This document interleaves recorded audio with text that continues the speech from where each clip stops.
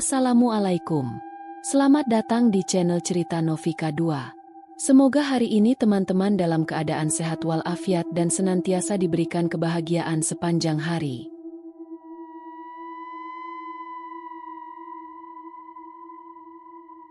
Udara pagi di kawasan pemukiman perumahan di Pemalang terasa lembab setelah hujan semalaman. Burung-burung gereja berceloteh dari pohon flamboyan di halaman depan rumah besar berarsitektur kolonial milik Pak Seno. Rumah 2 lantai itu berdiri mencolok di antara deretan rumah modern minimalis lainnya. Tua, kokoh, tapi tampak bersih dan terawat. Pak Seno, pria paruh baya berperawakan sedang, sibuk mondar-mandir sambil berbicara lewat ponsel. Wajahnya cemas. Sesekali ia melirik ke arah istrinya, Bu Rini, yang sedang menenangkan anak-anak mereka di dalam mobil MPV yang sudah terparkir di halaman. "Ya, Pak D, kami berangkat pagi ini juga. Kalau bisa, tolong tunggu di stasiun. Nanti kami lanjut naik kereta dari Tegal," katanya sambil menarik napas panjang. Pagi itu, keputusan untuk pulang kampung ke Semarang diambil secara mendadak. Ada kabar bahwa adik kandung Pak Seno, yang tinggal di desa terpencil di pinggiran Semarang, mengalami masalah berat yang menyangkut warisan dan tanah keluarga. Keluarga besar menghendaki semua anak tertua untuk hadir, termasuk Pak Seno. Setelah menutup panggilan, Pak Seno masuk rumah, mengambil koper terakhir, dan memberi isyarat kepada sopir untuk bersiap. "Bu, anak-anak sudah siap." "Sudah, tinggal kamu aja." Kamu yakin mau ninggalin rumah segede ini kosong seminggu?" tanya Bu Rini sambil melirik ke dalam rumah. Pak Seno mengangguk, tapi ragu. "Makanya tadi aku sudah minta Pak Karim dan Bu Siti bantu jagain. Mereka mau, kok. Mereka juga yang paling dekat dan kita percaya." Tak lama kemudian, Pak Karim muncul dari arah rumah sebelah, mengenakan kemeja batik lengan pendek dan celana bahan longgar. Di belakangnya menyusul istrinya, Bu Siti, membawa rantang makanan. "Pak Seno, Bu Rini, ini saya bawain bekal buat di jalan. Nasi uduk sama ayam goreng. Biar nggak repot beli di jalan," sapa Bu Siti ramah. Pak Seno tersenyum. "Wah, terima kasih banyak, Bu Siti. Maaf jadi merepotkan." "Nggak apa-apa, Pak. Rumah ini juga enak buat ditinggali. Lagi pula cuma seminggu, kan?" Pak Seno menyerahkan 1 set kunci rumah dan memberi arahan singkat. Ia juga menjelaskan bahwa ada beberapa ruangan yang tidak perlu dibuka, seperti kamar tamu di ujung lorong lantai bawah dan ruang penyimpanan di loteng. "Itu ruangan lama, jarang dipakai. Banyak barang tua di sana. Nanti takutnya debunya ganggu pernapasan ibu," katanya sambil bercanda. Pak Karim tertawa pendek. "Siap, Pak Seno. Rumah ini kami jaga sebaik mungkin. Nanti saya juga bersih-bersih tiap hari." Setelah berpamitan, mobil keluarga Pak Seno meluncur pelan keluar dari halaman. Pak Karim dan Bu Siti berdiri sejenak di depan pagar, melambaikan tangan. Saat mobil menghilang di tikungan, Bu Siti menarik napas panjang. "Rumah segede ini, cuma kita berdua yang ngisi. Rasanya kayak masuk hotel kosong." "Ya, Pak," katanya setengah berbisik. Pak Karim tersenyum. "Iya, Bu. Tapi kita nikmati saja. Anggap liburan."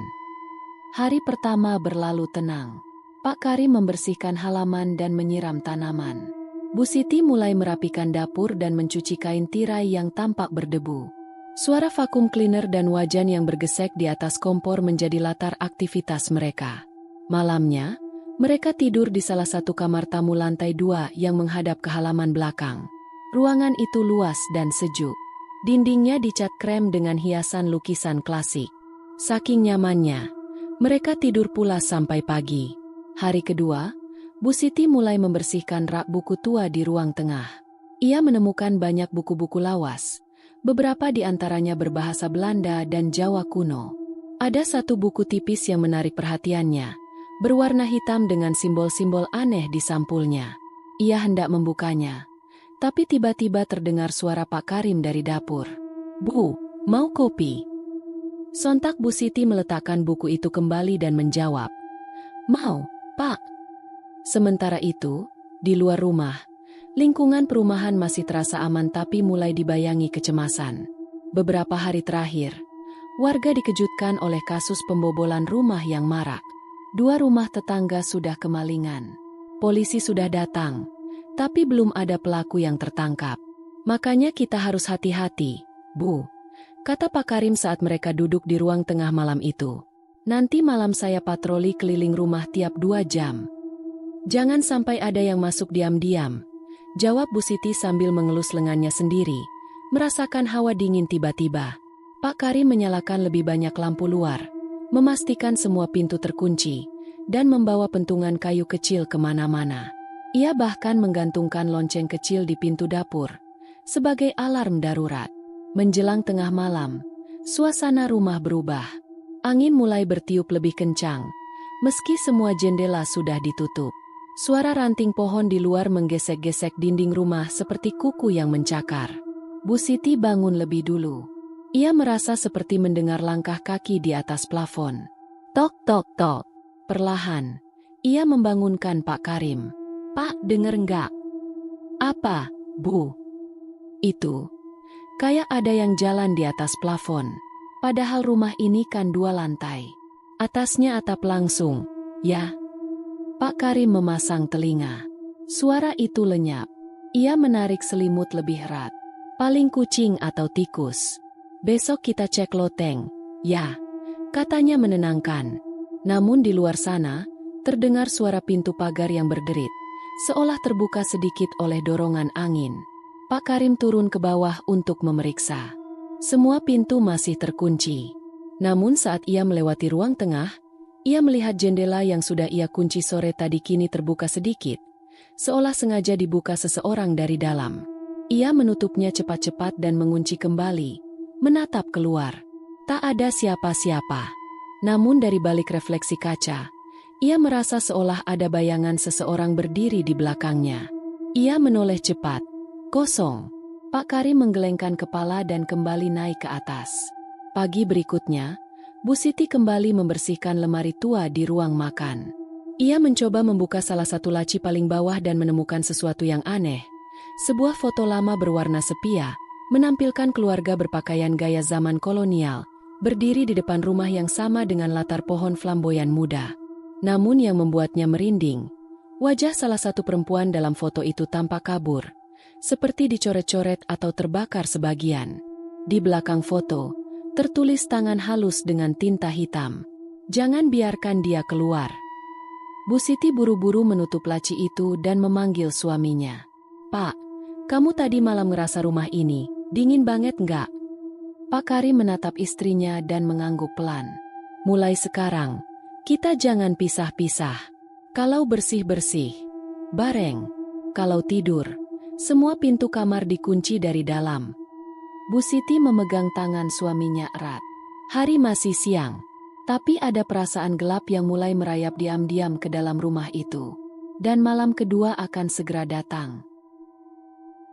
Hari kedua di rumah Pak Seno dimulai dengan keheningan yang ganjil. Padahal matahari pagi memancar cerah melalui celah-celah jendela besar ruang tamu, namun hawa dingin seperti enggan pergi dari dinding dan lantai rumah itu. Pak Karim bahkan harus mengenakan jaket tipis saat menyiram tanaman pagi itu. Udara kok kayak bukan di Pemalang. Ya, Bu, kayak hawa pegunungan, katanya sambil memandangi embun yang masih bertahan di pagar. Bu Siti hanya mengangguk pelan, sedang menyiapkan sarapan di dapur. Ia juga merasakan hal yang sama. Dinding dapur yang biasanya hangat oleh uap masakan kini terasa dingin, seolah ada sesuatu yang menyerap suhu dan kehangatan dari sekeliling. Sejak pagi, rumah itu mulai menunjukkan sifat aneh. Lampu ruang keluarga tiba-tiba menyala sendiri padahal saklar dalam posisi mati. Kipas angin di kamar utama berputar meski tidak tersambung ke listrik. Dan beberapa kali, Bu Siti mendengar suara langkah cepat melintasi lantai atas, padahal Pak Karim berada di halaman. Pak, kamu tadi naik ke atas, ya? Tanya Bu Siti saat suaminya masuk. Enggak, dari tadi di luar. Kenapa? Aku dengar kayak ada yang jalan cepat di atas. Tapi pas aku lihat ke tangga, sepi. Pak Karim menatap langit-langit. Ada getaran samar di matanya. Tapi ia mencoba tersenyum. Udahlah, Bu. Mungkin suara tikus lari-lari. Rumah besar gini pasti banyak celah buat tikus. Namun dalam hatinya, ia mulai merasa tidak nyaman. Malam kedua pun tiba. Langit malam tampak gelap pekat. Tak ada bintang, hanya kabut tipis yang menutupi pandangan ke bulan. Angin sepoi bertiup pelan, membuat tirai jendela ruang tamu bergoyang perlahan, seperti melambai-lambai pada sesuatu yang tak kasat mata. Pak Karim sedang duduk di kursi rotan dekat jendela, membaca koran sambil menikmati kopi hangat. Sementara Bu Siti berada di kamar, mengganti spray dan menyiapkan pakaian tidur. Waktu menunjukkan pukul 21.30. Hening. Tiba-tiba, Pak Karim melihat sesuatu dari sudut matanya. Tirai jendela di ruang makan, yang menghadap taman belakang, bergerak lebih kencang dari biasanya. Seperti disentak oleh tangan. Ia meletakkan korannya dan bangkit. Langkahnya pelan tapi mantap menuju ruang makan. Dari jarak sekitar 5 meter, ia melihat bayangan orang berdiri di balik tirai itu. Ukurannya seperti manusia dewasa. Tegak, diam, tanpa suara. Bu Siti, panggilnya. Tak ada jawaban. Ia melangkah mendekat dengan hati-hati. Tangan kanan meraih gagang sapu di sudut ruangan. Langkahnya semakin dekat. Napasnya terdengar pelan dan berat. Saat hanya berjarak 1 langkah dari tirai itu, ia mengulurkan tangan dan menarik kainnya. Kosong. Tidak ada siapa-siapa. Hanya halaman belakang yang gelap dan basah oleh embun. Angin berhenti. Suara malam lenyap. Bahkan jangkrik pun seakan bungkam. Pak Karim menelan ludah. Ia yakin betul melihat bayangan manusia berdiri di sana. Ia mengamati sekeliling, memastikan pintu belakang terkunci, lalu kembali ke dapur. Dan di sanalah ia melihatnya. Bu Siti, atau seseorang yang sangat mirip dengannya, berdiri membelakangi kompor, sedang mengaduk sesuatu di wajan. Rambutnya digelung, mengenakan daster coklat yang sama seperti tadi sore. Bu, kamu masak apa malam-malam begini? Tanya Pak Karim sambil mendekat. Perempuan itu tidak menjawab. Tapi tubuhnya seolah kaku, seperti orang yang sedang mematung. Pak Karim duduk di kursi dekat meja dapur, membuka tutup termos dan menuang kopi ke dalam gelas. Ia mencoba berbicara seperti biasa. Bu, tadi aku lihat kayak ada orang berdiri di balik tirai ruang makan. Kirain kamu. Pas aku buka, kosong. Masih tak ada jawaban. Ia menyesap kopinya sambil menatap perempuan itu, yang masih memunggunginya. Saat itu, ia mulai merasa aneh.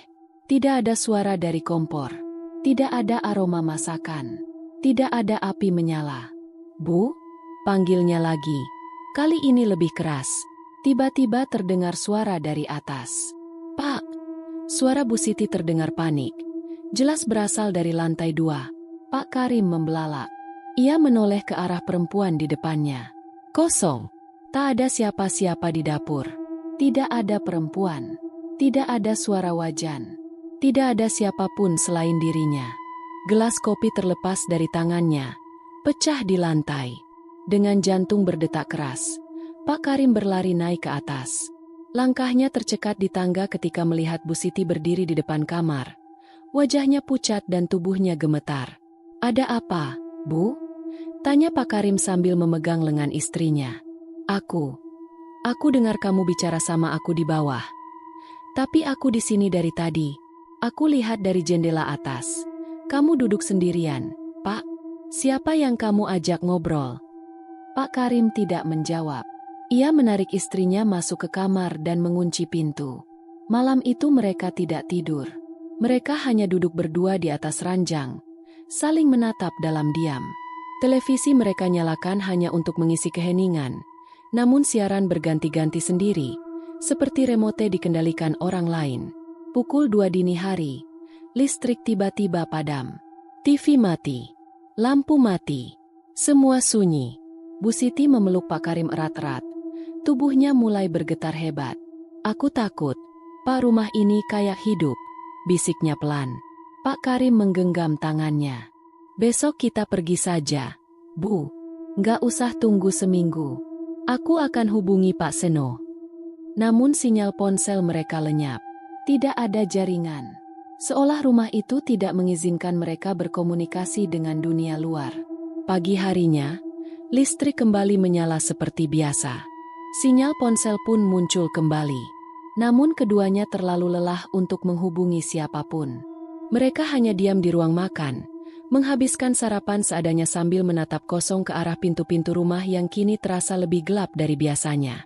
Di salah satu sudut meja, piring pecah semalam masih tergeletak, seperti bukti bahwa yang mereka alami bukan mimpi. "Ada yang aneh dengan rumah ini," ujar Pak Karim lirih.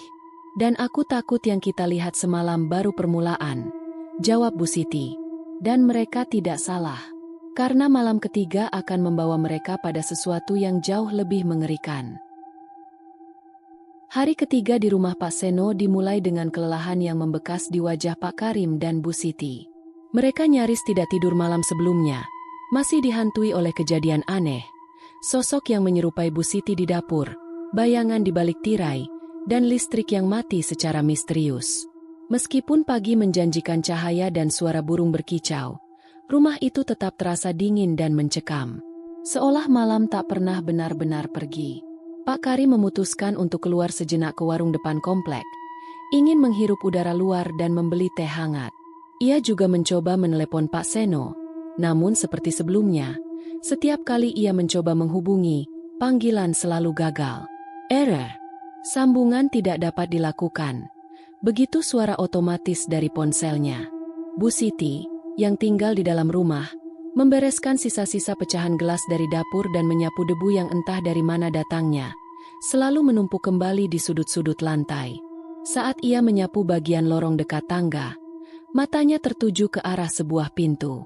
Pintu kamar tamu yang dikunci. Pintu itu berwarna coklat tua, berbeda dari pintu-pintu lainnya. Letaknya agak tersembunyi, di ujung lorong lantai bawah, bersebelahan dengan gudang penyimpanan. Sejak hari pertama, Pak Seno sudah berpesan agar ruangan itu tidak dibuka. Ruangan lama, isinya barang antik. Sudah berdebu semua, katanya ringan, seolah tak ada yang istimewa. Namun, Bu Siti merasakan sesuatu yang tidak biasa dari pintu itu. Bukan hanya karena larangannya, tapi juga karena hawa dingin yang mengalir dari celah bawah pintu. Seperti ada sesuatu yang bernafas di dalam ruangan itu. Dan hari ini, entah kenapa, rasa penasaran itu jauh lebih kuat dari rasa takut. Dengan sapu masih di tangan, ia mendekat. "Kalau cuma lihat sebentar nggak apa-apa, kan?" bisiknya pelan, seolah mencoba meyakinkan diri.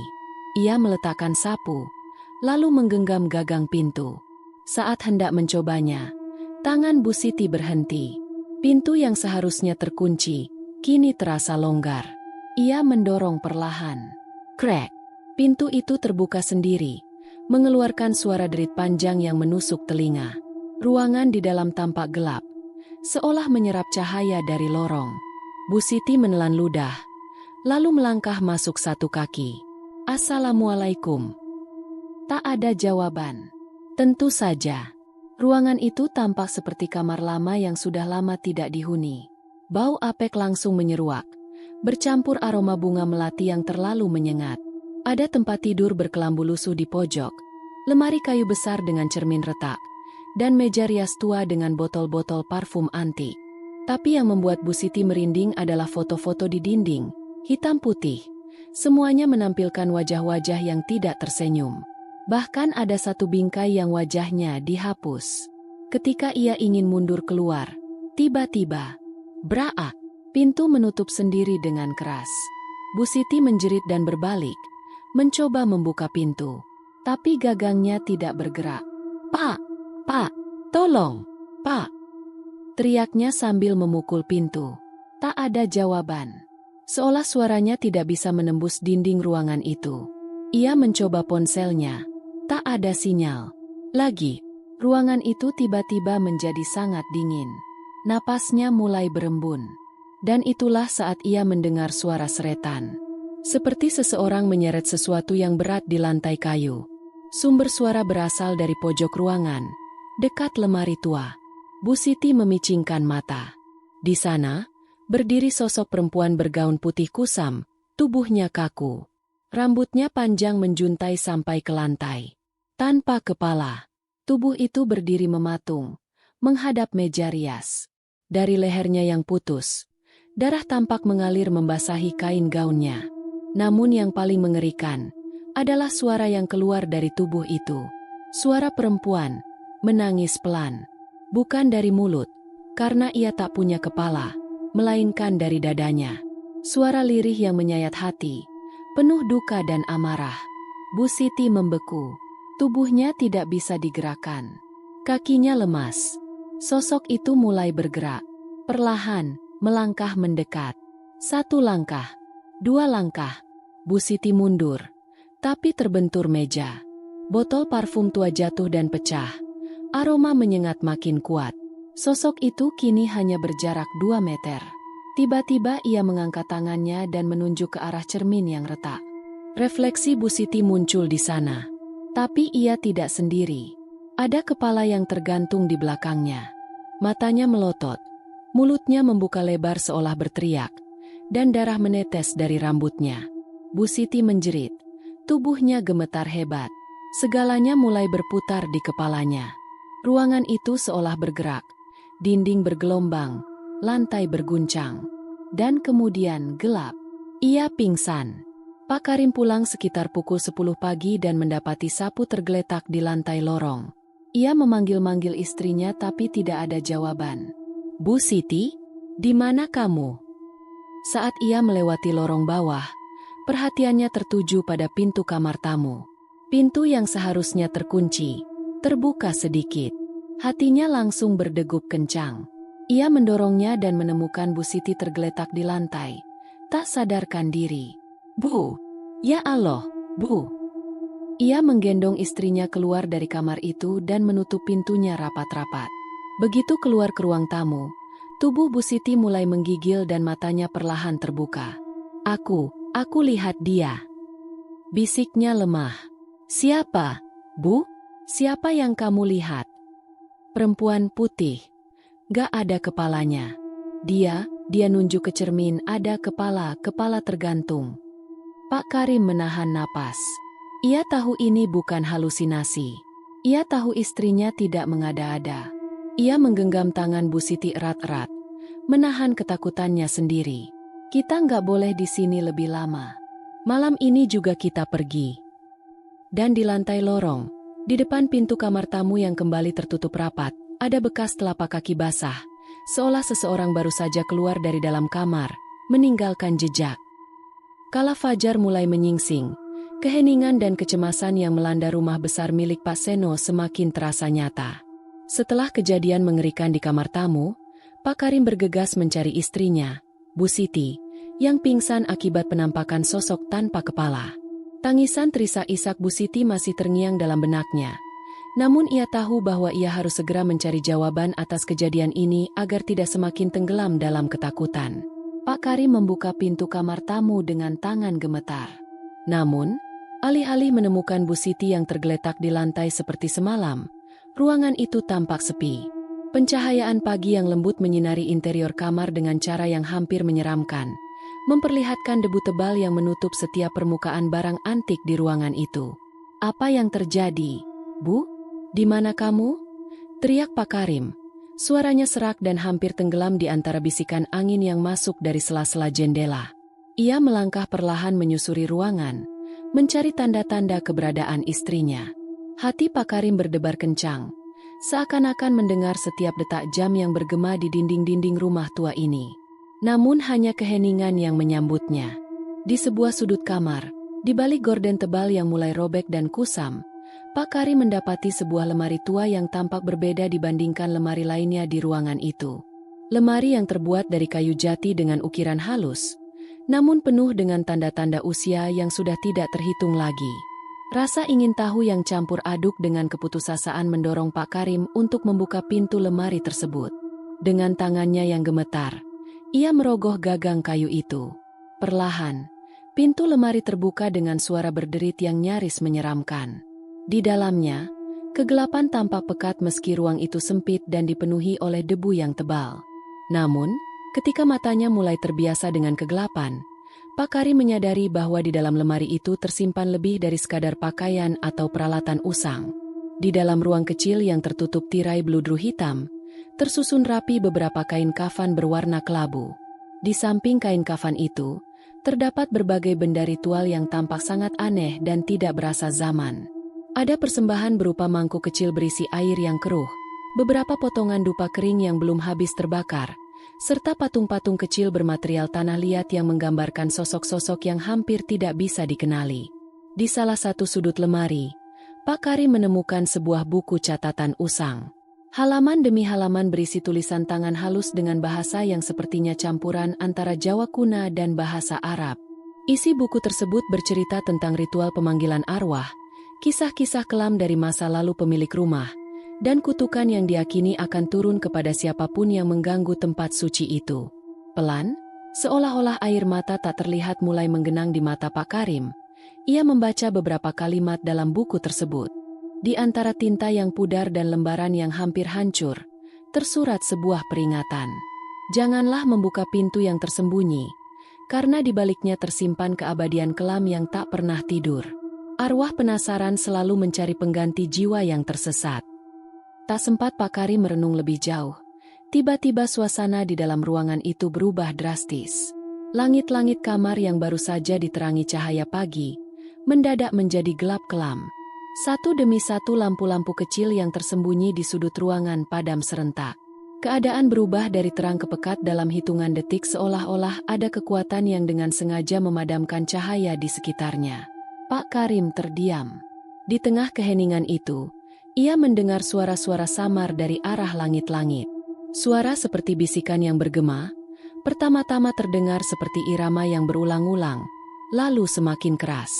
Perlahan, dengan mata yang masih terbiasa dengan cahaya hangat pagi tadi, Pak Karim mengangkat pandangannya ke langit-langit kamar. Di sana, tampak bayangan samar yang tidak bisa dijelaskan, seolah-olah ada orang-orang yang tergantung dari langit-langit itu. Bayangan-bayangan itu bergoyang perlahan, seolah-olah melayang mengikuti irama bisikan yang semakin mengerikan. Sesekali, mereka terlihat dengan jelas, sosok-sosok berpakaian serba hitam, dengan wajah yang samar dan tak jelas, seperti fragmen masa lalu yang terjerat di antara ruang dan waktu. Bayangan mereka tampak seperti orang-orang yang terperangkap di antara dunia ini dan dunia lain, menatap dengan tatapan kosong, seolah mengundang Pak Karim untuk ikut bergabung dalam kegelapan itu. Di tengah ketakutan yang membuncah, bisikan semakin jelas dan menyusun kata-kata yang bisa didengar dengan pasti. Karim, Karim. Suara itu datang dari segala penjuru ruangan, bagaikan ribuan jiwa yang bersatu dalam satu nyanyian duka. Tiap bisikan menggema, membuat setiap tulang Pak Karim bergetar. Ia merasa seolah-olah dinding rumah mulai menutup diri, mencengkeram erat dan menyempitkan ruang untuk bernafas. Dengan hati yang lari ketakutan, Pak Karim mencoba mendekati lemari tua itu lagi, berharap menemukan kunci jawaban mengapa semua ini terjadi. Namun, ketika ia mendekat, suara bisikan itu semakin keras, seakan-akan dirinya yang menjadi pusat perhatian dari roh-roh itu. Karim, tinggalkan tempat ini. Bisik suara halus namun meresap ke dalam relung jiwanya. Pak Karim menolak untuk menyerah. Dengan napas yang tertahan, ia berusaha mengumpulkan keberanian. Siapa kalian? Apa maksud kalian mengganggu rumah ini? Teriaknya. Suaranya bergetar namun penuh tekad. Namun, jawaban yang diterimanya hanyalah gema yang tak berujung dan bisikan yang semakin tak terduga. Kala pikirannya mencoba mencari penjelasan, ia memperhatikan sekeliling lemari dengan seksama. Di balik kain kafan yang tergantung rapi, tampak goresan-goresan aneh seolah dilukis dengan darah. Di antaranya, tertulis nama-nama yang sudah tak dikenal lagi oleh waktu. Ada satu nama yang menonjol, ditulis dengan tinta merah yang pekat, Sari Puspita. Nama itu bergema dalam ingatannya, seolah mengingatkan tentang sebuah tragedi masa lalu yang konon sempat menimpa keluarga besar yang dahulu menghuni rumah ini. Pak Karim merasa seolah-olah dirinya sedang ditarik ke dalam pusaran kegelapan yang tak terhindarkan. Ia menyadari bahwa lemari tua itu bukan sekadar tempat penyimpanan barang antik, melainkan saksi bisu dari ritual-ritual kelam dan kutukan yang telah mengakar lama di rumah ini. Dengan tangan yang masih gemetar, Ia mencoba menyimpan kembali kain kafan dan benda-benda ritual tersebut ke dalam lemari, seolah ia hendak mengembalikan semuanya ke tempat semula agar ketenangan kembali menyelimuti rumah. Namun, segera setelah ia menyentuh salah satu kain kafan, lampu kembali padam. Kegelapan yang menyelimuti ruangan semakin pekat, dan suara bisikan pun mendadak berganti menjadi teriakan yang seolah berasal dari dalam jiwa-jiwa yang terperangkap. Bayangan-bayangan di langit-langit mulai bergeser, semakin banyak dan semakin jelas tampak. Mereka menggantung dengan kepala tertunduk, badan terkulai lemas, seolah melayang dalam keheningan yang mengerikan. Pak Karim terhuyung-huyung mundur, napasnya tersedak. Di tengah kegentingan itu, bayangan-bayangan seolah bergerak menyusuri seluruh ruangan, merayap mendekati tubuhnya dengan pola gerak yang tidak terduga. Tiap kali bayangan menyentuh dinding, terdengar suara gesekan keras seperti rantai yang ditarik di lantai marmer. Di setiap titik bayangan yang muncul, bisikan tak pernah berhenti. Suara-suara itu memanggil namanya. Karim, Karim, seakan-akan ada kehendak untuk menjadikannya bagian dari entitas yang terkutuk. Dalam keputusasaan dan ketakutan yang semakin menyesakkan dada, Pak Karim mencoba mencari sumber bisikan itu. Ia berpaling ke arah rak buku di sudut ruangan yang semula tidak ia perhatikan. Di situ tersimpan kumpulan buku-buku tua tentang sejarah dan ritual, dengan sampul yang sudah kusam dimakan usia. Namun, di antara buku-buku tersebut, ada satu yang terbuka dengan sendirinya di atas meja kecil. Halaman-halaman buku itu menunjukkan ilustrasi-ilustrasi ritual pemanggilan arwah, dengan simbol-simbol yang membuat bulu kuduk merinding. Di salah satu halaman terlihat gambar seorang wanita dengan kepala yang hilang, menyerupai sosok yang dilihatnya Bu Siti semalam di kamar tamu. Tak mampu menahan rasa ingin tahu meski sudah diselimuti ketakutan, Pak Karim mendekat untuk memeriksa gambar tersebut. Tangan dinginnya menyentuh kertas usang itu, dan ia merasakan getaran aneh seolah-olah ada aliran energi gelap yang mengalir melalui tangannya. Dalam sekejap, ia teringat kata-kata dalam buku catatan yang ada di dalam lemari. Peringatan mengenai roh-roh penasaran yang selalu mencari pengganti jiwa yang tersesat. Di saat itulah, lampu tiba-tiba menyala kembali dengan cepat, tetapi cahayanya sangat redup dan berkelebat. Bayangan-bayangan yang tergantung di langit-langit masih terlihat, namun seolah mereka menari mengikuti irama lampu yang datang dan pergi. Sinar redup itu membuat bayangan-bayangan itu tampak bergerak dengan gerakan yang tak beraturan, seolah-olah mereka hidup dan mencoba merayap turun ke dunia manusia. Pak Karim berdiri terpaku, mendengarkan bisikan yang kini berubah menjadi rantingan yang menyuruh-nyuruh. Suara itu pun bukan hanya berasal dari satu titik, namun menyebar ke seluruh penjuru ruangan. Karim, lepaskan kami dari kutukan ini. Seruan itu terdengar seolah-olah berasal dari hati kesedihan yang mendalam, namun juga penuh amarah yang tak terbendung. Dalam keheningan yang mencekam, Pak Karim mencoba untuk berpikir dengan jernih. Ia mengingat-ingat kembali setiap petunjuk kecil yang pernah diberitahukan oleh Pak Seno tentang rumah itu. Ada cerita yang pernah disebutkan oleh tetangga tentang seorang nenek yang pernah tinggal di sini, yang konon mengetahui rahasia gelap rumah tersebut dan melakukan ritual pengusiran arwah yang akhirnya gagal.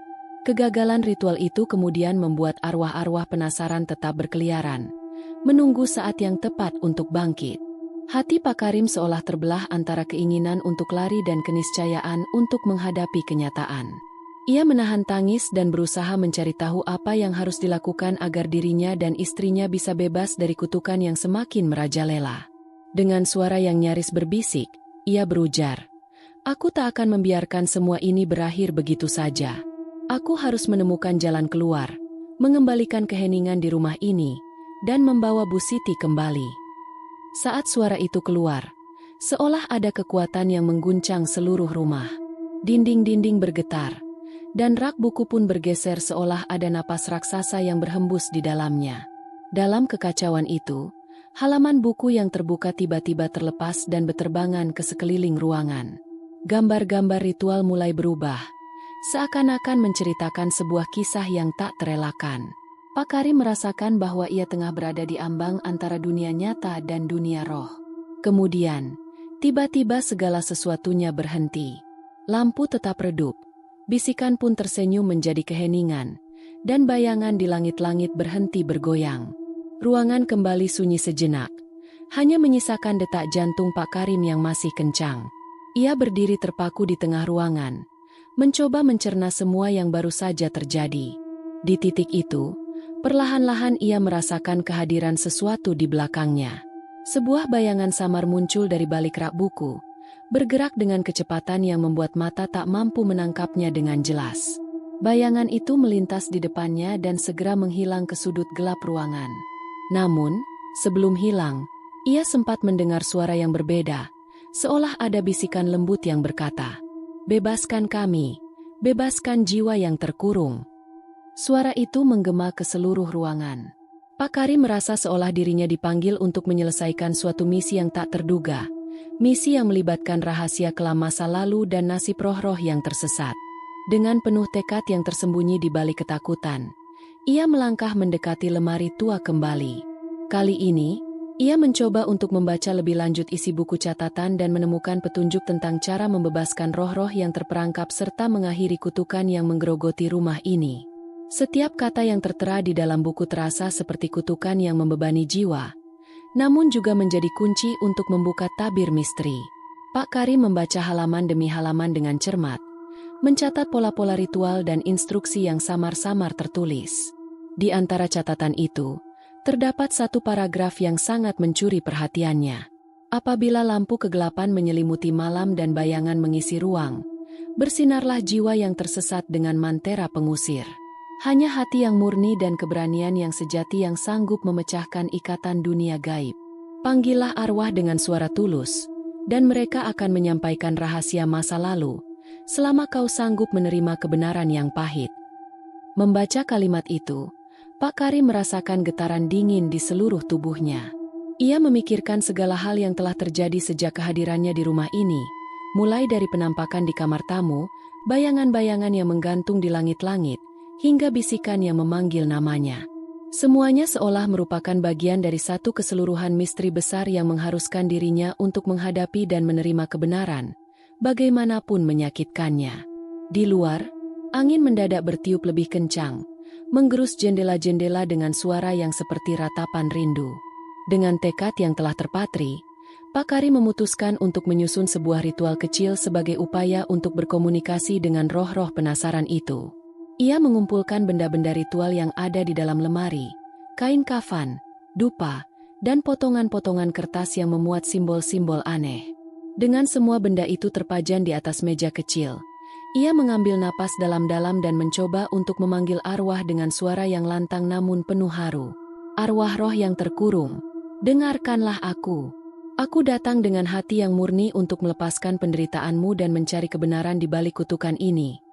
Suara Pak Karim menggema di antara derit kayu dan bayangan yang masih tersisa. Satu persatu, bayangan di langit-langit pun tampak merespon, bergerak seolah-olah mendekati dirinya. Bisikan yang sebelumnya sempat mengagetkan kini berubah menjadi sebuah nyanyian yang lembut, membawa pesan-pesan yang samar namun penuh makna. Di tengah kekacauan itu, suara bisikan mulai menyusun kata-kata. Dari setiap sudut rumah, terdengar seruan lembut, "Karim, bebaskan kami." Seakan mereka melebur menjadi satu kehendak untuk memohon kebebasan.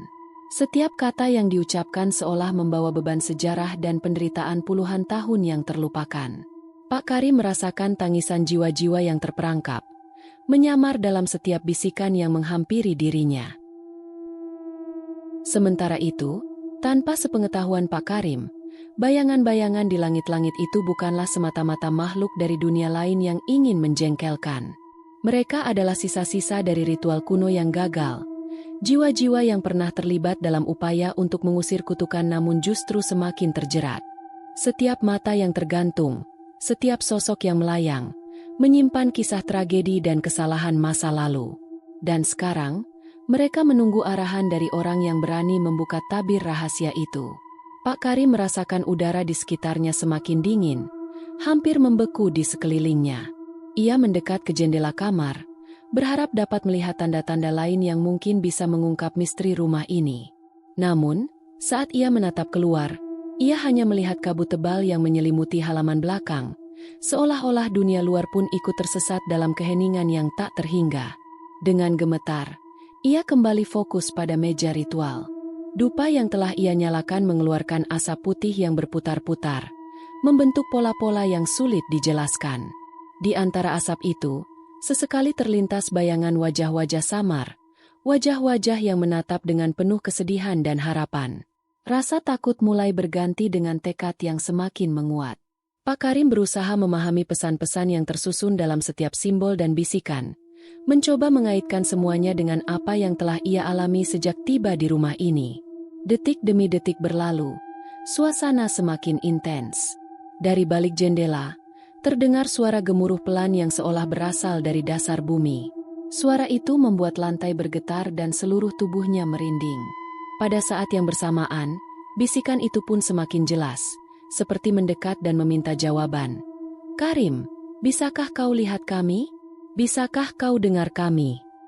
Dalam kepingan kesunyian malam yang kembali menyelimuti rumah, Pak Karim menutup matanya sejenak, mengumpulkan segala keberanian yang tersisa di dalam dirinya.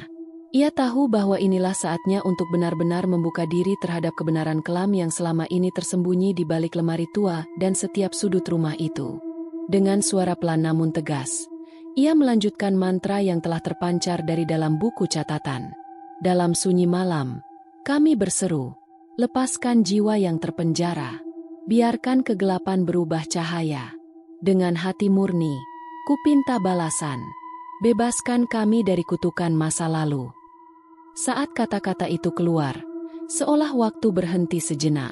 Listrik yang redup di ruangan bergetar, dan bayangan di langit-langit mulai turun perlahan. Beberapa bayangan menyatu membentuk sosok yang lebih besar. Tampak seperti sosok wanita berbalut gaun putih.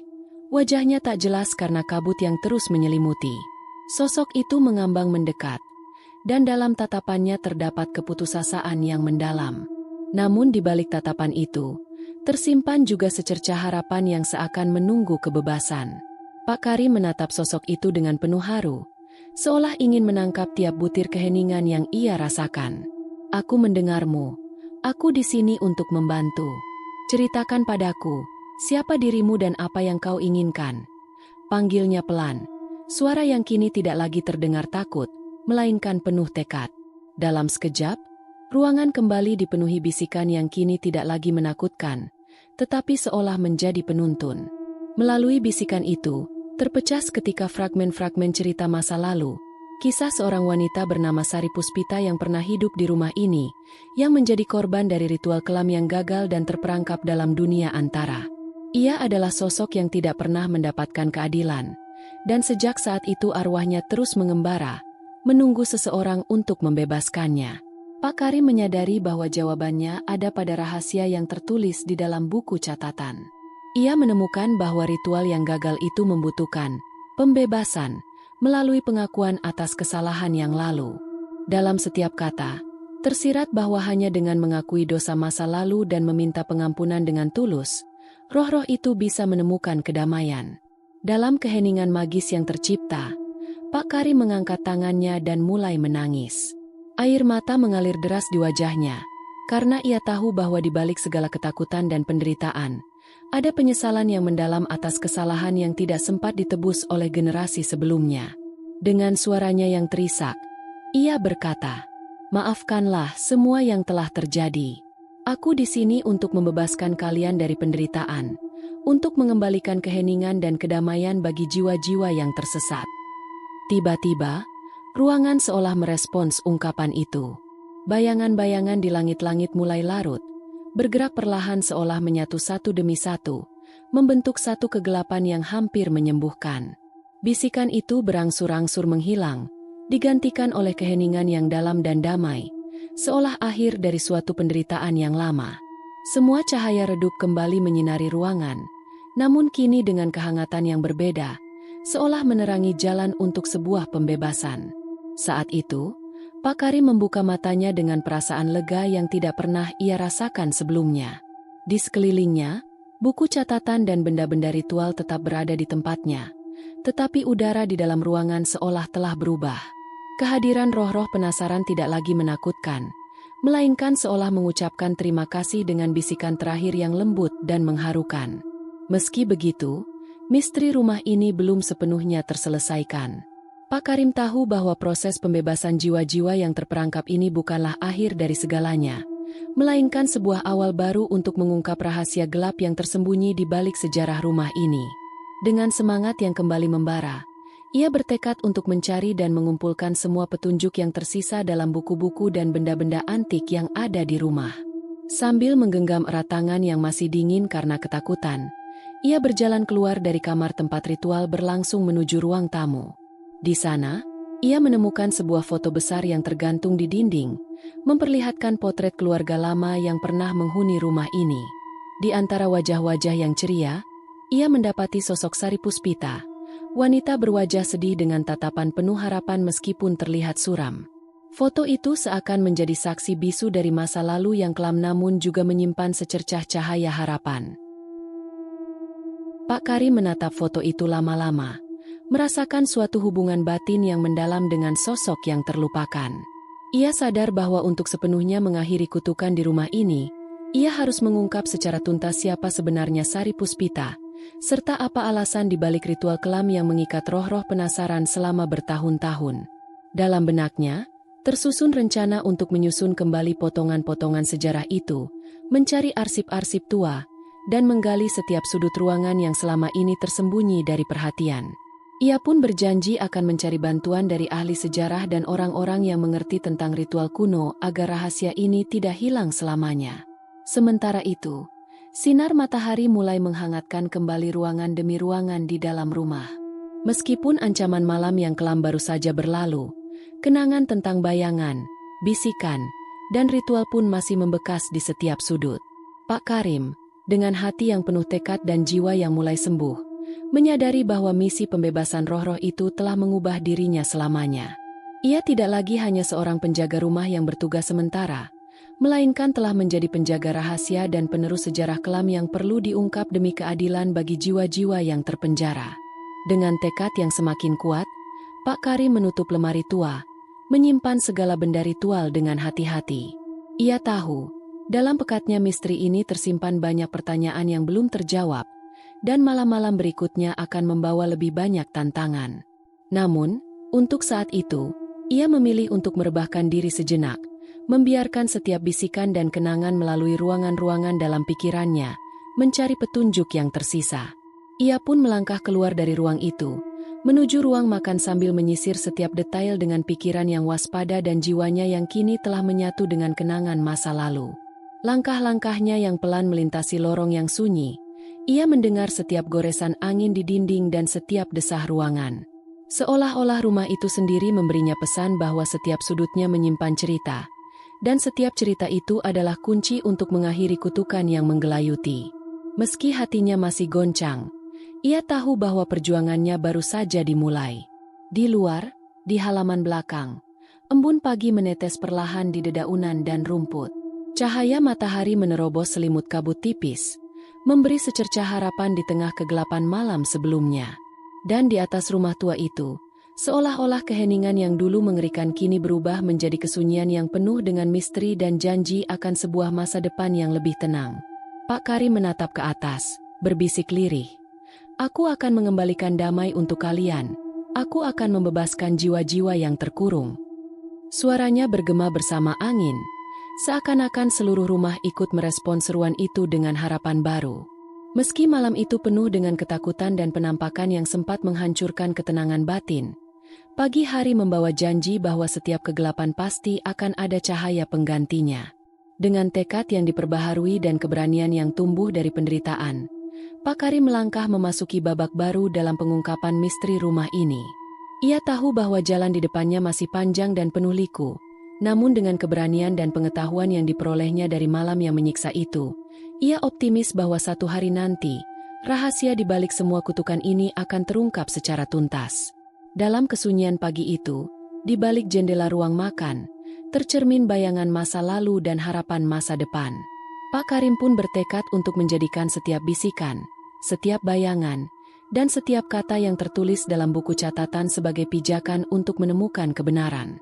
Dan walaupun kehidupan di rumah besar itu tak lagi sama seperti sebelumnya, Ia tahu bahwa setiap pengalaman pahit akan berubah menjadi pelajaran untuk masa depan yang lebih baik.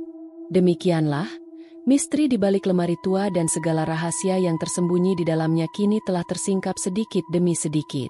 Pak Karim, meski dilanda ketakutan dan keraguan, telah menemukan jalan untuk mendekati kebenaran. Sebuah kebenaran yang mungkin akan menghancurkan atau bahkan menyembuhkan luka lama.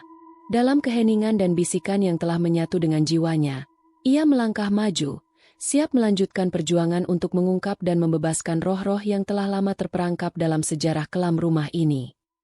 Udara malam itu begitu pekat, dingin merambat dari dinding ke dinding, seolah ada sesuatu yang mengintai dari balik bayang-bayang rumah tua itu. Bau anyir dan lembab menusuk hidung, membuat siapapun merasa tidak nyaman. Jam menunjukkan pukul 2.17 dini hari ketika Bu Siti perlahan membuka matanya. Pandangannya masih buram, dan kepalanya terasa berat seperti habis dipukul benda tumpul. Ia mencoba bergerak, tapi tubuhnya terasa kaku. Ketika kesadarannya mulai pulih, ia baru menyadari tangannya terikat di belakang kursi kayu, kaki terikat erat ke kaki kursi, dan mulutnya dibekap kain lusuh. Sekitar kamar itu sangat gelap, hanya diterangi cahaya temaram dari lampu minyak yang tergantung di dinding. Suara detak jam tua di sudut ruangan terdengar nyaring, seolah waktu berjalan lebih lambat di ruangan itu. Matanya menyusuri ruangan, mencoba mencari tanda-tanda kehidupan. Tidak ada siapa-siapa, hanya dirinya dan kegelapan yang terasa hidup, seakan memerhatikannya dari setiap sudut. Di tengah kecemasan itu, terdengar suara langkah kaki dari atas langit-langit, berat, terburu-buru, seperti seseorang sedang berlari bolak-balik di lantai atas. Namun, mereka tidak punya lantai dua. Rumah itu hanya satu lantai.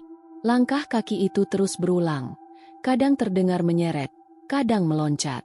Bu Siti menggeliat, mencoba membebaskan diri.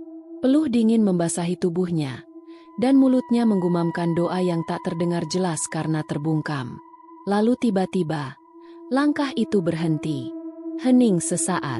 Jantung Bu Siti berdebar keras, menunggu apakah sesuatu akan muncul. Tapi sebaliknya, sunyi yang mencekam membuat ketakutan semakin menjadi-jadi. Sementara itu, di ruang tengah, Pak Karim duduk termenung dengan tubuh gemetar. Ia tidak tidur sejak menemukan lemari tua yang menyimpan kain kafan dan benda-benda ritual itu di kamar tamu. Bayangan-bayangan orang tergantung yang sempat dilihatnya di langit-langit terus menghantui pikirannya. Ia memejamkan mata, namun suara-suara bisikan memanggil namanya tak juga berhenti. Karim, Karim, suara itu serak, datang dari segala penjuru. Ia mencoba menenangkan diri, meyakinkan diri bahwa semua ini hanya ilusi karena kelelahan. Tapi suara itu nyata. Dan lebih buruk lagi, suara tangisan anak kecil kini terdengar dari arah kamar mandi. Tangis lirih, sedih, seolah memanggil minta tolong.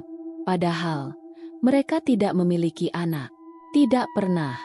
Setelah bertahun-tahun menikah, kehadiran buah hati tak kunjung datang, dan mereka sudah lama berhenti berharap. Tangisan itu terus berlanjut, membuat Pak Karim akhirnya memberanikan diri bangkit dan melangkah ke kamar mandi. Setiap langkahnya terasa berat, seolah lantai rumah itu menjadi lebih lengket dan menahan langkahnya. Ia berhenti di depan pintu kamar mandi yang sedikit terbuka. Tangisan itu kini terdengar lebih jelas. "Siapa di dalam?" tanyanya pelan. Tidak ada jawaban, hanya isakan kecil. Dengan gemetar, ia dorong daun pintu itu. Bau busuk menyeruak dari dalam. Pencahayaannya minim, hanya dari cahaya remang lampu lorong yang masuk sedikit ke dalam kamar mandi itu.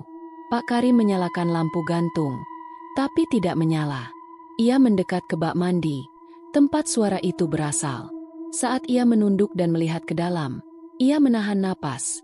Air dalam bak berubah merah pekat, seperti darah yang menggumpal. Ia terhuyung mundur. Tangisan itu tiba-tiba berhenti. Dan dari balik cermin yang tergantung di dinding kamar mandi, muncul bayangan seorang anak kecil. Perempuan, dengan rambut panjang menutupi wajah, mengenakan gaun putih yang penuh noda. Ia berdiri membelakangi Pak Karim, namun bayangannya di cermin justru menghadapnya langsung. Pak Karim memalingkan wajah dan menoleh ke belakangnya, tapi tak ada siapa-siapa. Ketika ia kembali menatap cermin, Anak itu mengangkat tangannya dan menunjuk langsung ke arahnya, lalu perlahan menggesekkan jari ke lehernya sendiri, seolah menunjukkan gerakan menggorok. Pak Karim berteriak keras dan lari keluar dari kamar mandi. Nafasnya memburu, tubuhnya lemas. Namun ia tahu Bu Siti belum ditemukan. Ia tidak bisa meninggalkannya sendirian dalam keadaan seperti ini.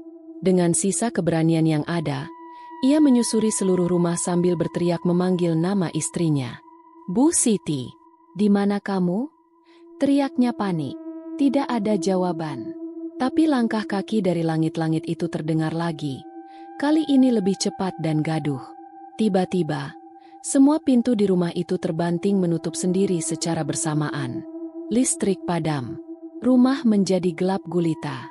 Dari tengah ruangan, samar-samar terlihat sesosok bayangan besar berdiri diam menghadapnya. Pak Karim meraba dinding, mencari senter.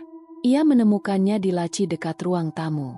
Saat lampu senter dinyalakan dan diarahkan ke bayangan itu, tidak ada siapa-siapa. Tapi saat ia menoleh ke belakang, Bu Siti sudah ada di sana, berdiri dengan tubuh gemetar, wajahnya pucat, dan bekas tali masih membekas di pergelangan tangannya. Aku tidak tahu aku di mana tadi. Semuanya gelap," ucapnya lirih, hampir tak terdengar. Pak Karim memeluk istrinya, mencoba menenangkan, tapi tubuh Bu Siti terasa dingin, lebih dingin dari biasanya. "Mereka bilang mereka belum selesai," kata Bu Siti tiba-tiba, dengan suara yang bukan suaranya. Pak Karim melepaskan pelukan. Wajah Bu Siti kini tampak berbeda. Matanya kosong, dan darah menetes dari kedua lubang hidungnya. Tubuhnya mulai gemetar hebat, lalu jatuh pingsan. Pak Karim berteriak, tak tahu harus berbuat apa. Malam itu menjadi malam terpanjang dalam hidup mereka. Seolah rumah itu hidup, bernapas, dan mempermainkan mereka. Teror belum selesai, dan malam baru saja dimulai. Angin dini hari menjerit di sela-sela celah rumah Pak Seno yang besar namun kini terasa lebih seperti penjara tua. Setelah peristiwa mengerikan malam sebelumnya, Pak Karim dan Bu Siti sepakat untuk tidak menunggu lebih lama. Saat fajar belum juga menyingsing dan waktu terasa berhenti, mereka putuskan untuk keluar dari rumah itu secepatnya. Kabur, lari, sejauh-jauhnya. Namun, pintu depan tidak bisa dibuka. Pak Karim menarik gagangnya keras-keras, memutar kuncinya berkali-kali, tapi tidak bergerak sedikit pun. "Terkunci dari dalam?" gumamnya, bingung. Ia mengintip keluar melalui kaca kecil di pintu. Tidak ada siapa-siapa, hanya halaman kosong yang diselimuti kabut. Ia mencoba pintu belakang, lalu jendela dapur, pintu samping. Semuanya terkunci rapat, seolah rumah ini berubah menjadi kuburan hidup. Bahkan jendela yang semalam ia biarkan sedikit terbuka kini tertutup rapat dan tak bisa digeser. Ia mengambil palu dari gudang kecil, mencoba memecahkan kaca. Tapi anehnya, kaca tidak retak sama sekali. Seperti bukan kaca biasa. Seperti dilindungi sesuatu. Ini tidak masuk akal. Pak Karim bergumam sambil mencoba mengatur napas. Sementara itu, Bu Siti duduk bersandar di dinding ruang tamu. Tubuhnya masih lemas. Pandangannya kosong. Ia memegang perutnya sambil bergumam sesuatu yang tidak dimengerti. "Pak, kamu dengar suara itu?" tanyanya tiba-tiba. Pak Karim menoleh. "Suara apa?" "Suara anak-anak bermain di halaman. Mereka tertawa. Mereka memanggilku," bisiknya. Pak Karim berjalan cepat ke arah jendela depan. Tidak ada anak-anak. Hanya halaman kosong, sama seperti sebelumnya. Dan tiba-tiba, seluruh rumah terguncang pelan, seperti gempa kecil. Lampu yang masih menyala berkedip cepat. Jam dinding berdetak sekali, lalu berhenti. Jarumnya tepat di angka 3. Pukul 3 pagi. Pak Karim berjalan ke jam dinding itu. Ia mengetuk kacanya pelan, mencoba memutar ulang jarumnya. Tak bergerak. Bahkan ketika ia menggoyang badan jam itu, detik tak berjalan. Ia menoleh ke Bu Siti, ingin berkata sesuatu, tapi mulutnya membeku. Bu Siti kini berdiri tegak. Matanya terbuka lebar. Wajahnya pucat dan tanpa ekspresi. Ia berjalan perlahan ke arah ruang tengah. Dengan langkah menyeret kaki, seperti sedang mengikuti suara yang hanya ia sendiri dengar. "Bu Siti!" Pak Karim memanggil. Panik, tapi istrinya tak menjawab. Tiba-tiba, dari balik lorong kamar tidur, muncul sosok itu lagi. Perempuan, tanpa kepala. Gaun putihnya menjuntai, tubuhnya melayang tanpa suara. Kali ini, ia tidak berdiri diam. Ia bergerak, mendekat perlahan. Hingga akhirnya ia berada tepat di belakang Pak Karim. Sesuatu menyentuh bahu kirinya. Pak Karim membeku. Ia tahu itu bukan Bu Siti. Dengan sangat perlahan, ia menoleh ke belakang. Tidak ada siapa-siapa. Namun hawa dingin menusuk menembus tulangnya. Tangannya gemetar hebat. Tubuhnya basah oleh keringat dingin. Ia kembali melihat ke depan. Sosok itu berdiri di depan Bu Siti. Tak bergerak. Tubuh tanpa kepala itu tampak seolah sedang menatap Bu Siti. Dan Bu Siti tertawa. Tertawa kecil. Namun bukan tawa gembira, melainkan tawa kosong. Garing. Tak berjiwa. "Dia sudah di sini," katanya. Masih dengan tawa kecil. "Akhirnya dia tahu kita di rumah ini." "Siapa? Siapa yang kamu maksud?" Pak Karim bertanya keras. Bu Siti memutar wajahnya ke arah suaminya. "Ibu Seno." Pak Karim terdiam. "Apa maksudmu? Ibu Seno sudah meninggal 5 tahun lalu, kan? Dia tidak pernah pergi, dia cuma menunggu ada yang tinggal di sini, yang cukup lama, yang cukup lemah." Suara Bu Siti berubah menjadi lebih dalam. Matanya menghitam. Ia menggigit bibir hingga berdarah. Darah itu menetes perlahan ke lantai, lalu menyatu dengan bercak-bercak darah lama yang entah sejak kapan ada di sana. "Bu Siti, kamu kerasukan ya? Bismillah, Bismillah." Pak Karim mulai membaca ayat-ayat pendek, meski lidahnya terasa keluh. Tapi Bu Siti tidak berhenti bicara. "Dia ingin kita, agar dia bisa kembali, dia butuh tubuh, dia butuh darah." Tiba-tiba, semua lampu padam serentak. Ruangan menjadi gelap gulita. Hanya cahaya bulan yang menerobos samar dari sela-sela jendela. Pak Karim mencoba meraih senter, tapi sesuatu merayap dari bawah lantai. Suara gemerisik, seperti kuku panjang menggaruk kayu. Lalu dinding mulai basah, seperti mengeluarkan cairan kental yang berbau amis. Pak Karim berlari ke arah Bu Siti, mengguncang tubuhnya. "Bu Siti, bangun, lawan dia." Tapi Bu Siti menatapnya dengan senyum menyeramkan, lalu bergumam pelan. "Kunci, dia punya kuncinya di dalam tubuh, di dalam lemari." Pak Karim teringat lemari tua yang ia temukan 2 malam lalu. Di sanalah ia melihat kain kafan dan benda ritual. Mungkinkah kunci yang dimaksud ada di sana? Tanpa berpikir panjang, ia lari menuju kamar tamu terlarang. Lemari itu masih di sana. Ia membukanya. Semuanya masih sama, tapi kini lebih banyak debu dan laba-laba. Di bagian bawah, ia menemukan sebuah kotak kayu kecil yang sebelumnya tidak ia lihat.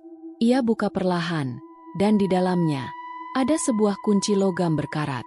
Tapi bukan itu saja, ada juga sebuah buku tua, lusuh, dengan tulisan tangan yang sulit dibaca. Ia kembali ke ruang tengah, tapi Bu Siti tak ada di sana. "Bu Siti!" teriaknya panik. Terdengar suara tangis dari balik dinding. Ia mendekat, memukul-mukul dinding. Suara itu datang dari dalam, dari balik tembok. Dengan palu yang masih ia bawa, Pak Karim menghantam dinding itu keras-keras. Plester dinding retak dan hancur.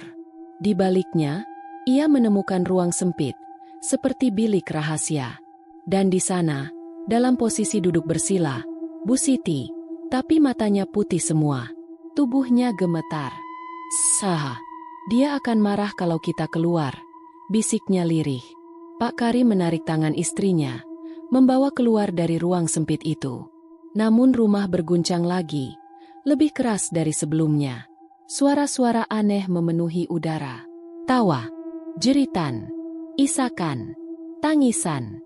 Seolah puluhan jiwa berkeliaran di dalam dinding. Kunci di tangan Pak Karim bergetar hebat, seperti merespons keberadaan sesuatu. Bu Siti menjerit, tubuhnya kembali kejang. "Pak, bawa aku keluar sekarang juga." Pak Karim mengangguk. Ia berlari ke pintu depan, memasukkan kunci itu. Gagang pintu terasa panas, seperti membakar kulit. Ia putar kuncinya. Berhasil. Kunci itu bekerja. Pintu terbuka perlahan. Dan di luar, udara segar. Namun begitu kaki pertama mereka menginjak ambang pintu, terdengar jeritan panjang dari dalam rumah. Begitu nyaring hingga membuat telinga berdenging. Suara itu bukan suara manusia. Bukan suara wanita. Bukan suara apapun yang pernah mereka dengar. Tapi mereka tidak peduli. Mereka berlari. Keluar. Terus berlari. Meninggalkan rumah itu di belakang. Tanpa menoleh sedikit pun. Napas mereka tersengal. Kaki lemas. Tapi yang penting adalah mereka hidup. Fajar mulai menyingsing di ufuk timur. Matahari belum sepenuhnya naik, tetapi cahaya keemasannya sudah mulai menembus sela-sela kabut tipis yang masih menyelimuti lingkungan sekitar. Udara pagi itu seharusnya sejuk dan menenangkan. Namun pagi itu berbeda. Udara terasa berat. Sunyi yang menyelimuti kawasan rumah Pak Seno lebih seperti peringatan daripada ketenangan. Sebuah mobil keluarga berwarna perak melaju perlahan di jalan utama perumahan. Di dalamnya, Pak Seno duduk di belakang kemudi, ditemani istrinya dan dua anak mereka yang tertidur lelap. Wajah Pak Seno terlihat lelah setelah menempuh perjalanan panjang dari Semarang. Namun ada ketenangan yang terpancar, karena akhirnya mereka kembali ke rumah. Alhamdulillah, akhirnya sampai juga, ucap Bu Seno, memijat bahu. Pak Seno mengangguk, tapi sebelum mobil benar-benar memasuki halaman rumah, matanya menangkap dua sosok yang berlari dengan tergesa-gesa keluar dari arah rumah mereka. Itu Karim sama Bu Siti ya? Bu Seno menunjuk sambil memicingkan mata. Pak Seno mengerem mendadak. Mobil berhenti hanya beberapa meter dari tempat Pak Karim dan Bu Siti berlari dengan wajah pucat pasi dan mata liar, seperti baru saja lolos dari bencana. Mereka berdua tampak kotor, penuh debu, rambut acak-acakan, dan wajah ketakutan yang sulit dijelaskan. Pak Karim menghentikan langkahnya tepat di depan kap mobil. Nafasnya terengah-engah. Dadanya naik turun seperti habis dikejar sesuatu. Bu Siti menangis tanpa suara. Tubuhnya gemetar hebat. Dan kedua tangannya mencengkeram lengan suaminya seolah takut terpisah. Pak Seno turun dari mobil dengan cepat. Karim. Siti. Ada apa ini? Kenapa kalian lari-lari? Pak Karim hanya menggeleng, mencoba berbicara namun bibirnya tak sanggup merangkai kata. Bu Siti memalingkan wajah, memejamkan mata, seperti tidak ingin mengingat apapun. Kami nggak bisa lagi di rumah itu, Pak Seno, ujar Pak Karim akhirnya dengan suara parau. Kami sudah berusaha seminggu, tapi, tolong, jangan paksa kami kembali ke dalam. Pak Seno kebingungan. Apa maksud kalian? Apa yang terjadi? Ada maling? Atau? Bukan maling, Pak, bukan orang, potong Bu Siti lirih. Pak Seno semakin bingung. Ia ingin bertanya lebih jauh, tapi Pak Karim sudah menarik istrinya menjauh, sambil terus bergumam doa. Mereka berdua berjalan menjauh, meninggalkan Pak Seno dan keluarganya dalam kebingungan yang semakin besar. Beberapa menit kemudian, setelah membantu istri dan anak-anaknya masuk rumah, Pak Seno membuka pintu depan. Begitu ia melangkah ke dalam, sesuatu langsung terasa salah. Udara di dalam rumah sangat pengap. Seperti tidak pernah ditinggali. Seperti tidak pernah ada jendela yang dibuka, atau udara yang masuk. Padahal Pak Karim dan Bu Siti tinggal di dalam selama seminggu. Langkah pertamanya menyentuh lantai ruang tamu yang dingin. Sangat dingin. Seperti lantai batu yang sudah lama tak disentuh cahaya matahari. Bau menyengat langsung memenuhi hidungnya. Bau kemenyan yang terbakar, bercampur dengan aroma anyir dan lembab. Ia menutup hidung sambil mengerutkan dahi. Apa yang terjadi di sini? Gumamnya. Matanya menyapu seisi rumah. Perabot berantakan. Meja kecil di ruang tamu terbalik. Tirai-tirai tercabik. Bahkan beberapa dinding terlihat seperti dilapisi noda hitam yang tidak ia kenali. Ia menyusuri lorong ke kamar-kamar, memastikan tidak ada yang rusak lebih parah. Tapi ada satu hal yang terus mengganggunya, jam dinding di ruang tengah. Jarum jam itu, Berhenti di pukul 3 pagi. Pak Seno menatapnya beberapa saat. Mati? Katanya sambil memeriksa baterai. Tapi baterainya masih baru. Ia kemudian menuju kamar tamu yang selama ini jarang dibuka. Itu adalah kamar yang dulunya dipakai oleh mendiang ibunya saat masih hidup. Sejak ibunya meninggal, kamar itu dikunci dan hanya dibuka sesekali saat rumah dibersihkan.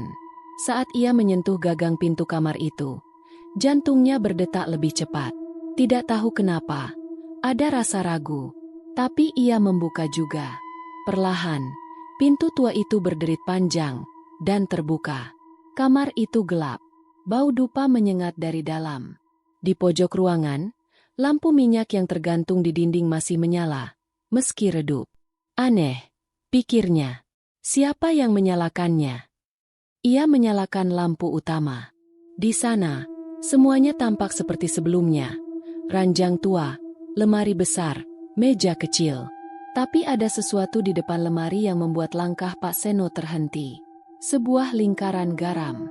Di tengahnya, bercak darah kering membentuk pola aneh. Seperti simbol yang pernah ia lihat sekilas dalam buku kuno milik ibunya dulu. Pak Seno menelan ludah. Ia perlahan mendekati lemari tua itu. Lemari warisan yang sudah ada sejak rumah itu dibangun. Tangannya gemetar saat membuka pintu lemari. Di dalamnya, ia menemukan kotak kecil yang familiar. Tapi kali ini, ada tambahan lain. Secari kain putih yang dilipat rapi, dengan tulisan tangan ibunya di atasnya. Ia mengambil kain itu dan membukanya. Tulisan tangan itu berbunyi, "Jika kau membaca ini, berarti rumah ini telah membuka luka lamanya. Jangan biarkan roh ibu kembali dengan dendam. Tutup pintu-pintu yang sudah dibuka. Jangan beri dia tubuh untuk kembali hidup." Wajah Pak Seno langsung pucat pasi. Tangannya gemetar hebat. Ia melihat ke arah cermin tua di sisi lemari, dan di sana, di balik pantulan kaca, berdiri sosok perempuan tua dengan wajah pucat dan mata kosong, menatapnya lurus-lurus. Tapi saat ia menoleh ke belakang, tidak ada siapa-siapa. Pak Seno menghela napas panjang. Ia tahu satu hal pasti, rahasia rumah ini belum selesai. Dan mungkin, baru saja dimulai.